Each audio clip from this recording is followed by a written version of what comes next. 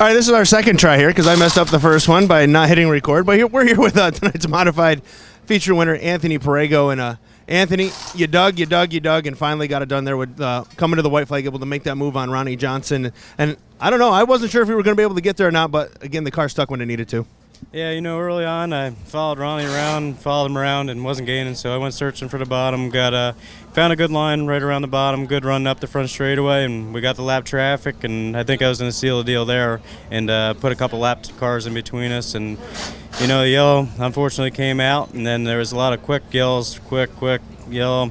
And, you know, I don't know if the tire kind of cooled down or what, but once we got rolling a little bit more, I felt better and better, or, you know, I was calming down a little bit to hit that brown. And, you know, the last couple laps, I think Ronnie started to move his lane a little bit because he seen me, and, you know, we were able to sneak by. How hard is it to be that patient on the bottom? You know, you see him up there digging, pounding the cushion. You see, you know, Mike Mahaney was up there a little bit. Tremont was to your outside a little bit. How hard is it to be that patient here at Malton, run the bottom like that?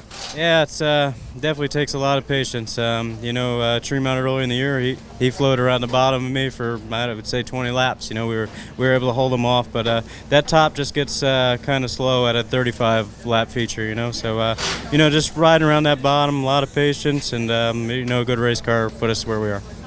Taking me through that slide job. I mean, you just cleared him, just made us take it the right place there in 3 and 4. You didn't try in 1 and 2, but it seemed like the bottom 1 and 2 were getting a much better run off than you were in 3 and 4. Yeah, definitely.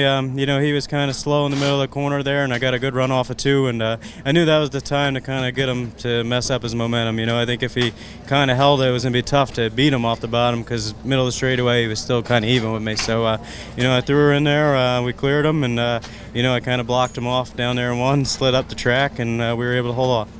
You were a regular here this year. How much did that help tonight, kind of giving you a baseline, giving you an idea where to go? Again, the track was different because they ran all those other features first. Normally you guys are, you know, second or third in the features. So tonight a little bit slipperier than it traditionally is here, but how much did running weekly give you the confidence, let you know what to do with the racetrack?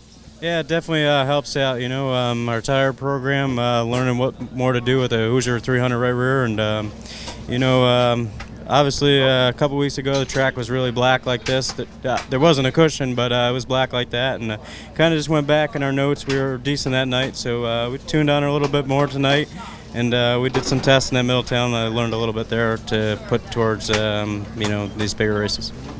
Long week ahead of you here. What's the plans? Where do we go from here? And what's the expectations?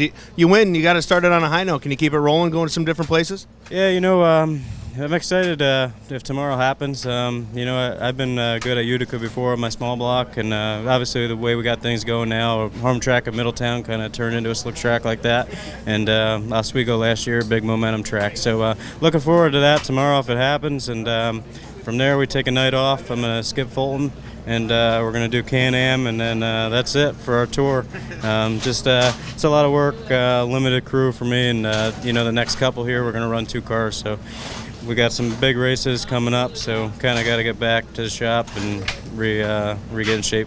Obviously, big week next week, et cetera, but you know, getting things rolling, you know, and the second half of the season, you know, it just seems like things kind of gelled. You probably wish we were in about July here instead of October. Yeah, you know, we got off to a bumpy start there. You know, we ended up switching chassis manufacturers, and definitely made us a contender again, you know, and it's good to come to these races and know that you have a chance. Again, Mike Mallett here with Anthony Perrego, tonight's winner of the OktoberFAST opener here at the Albany-Saratoga Speedway. And Anthony, congratulations. Thank you, Mike.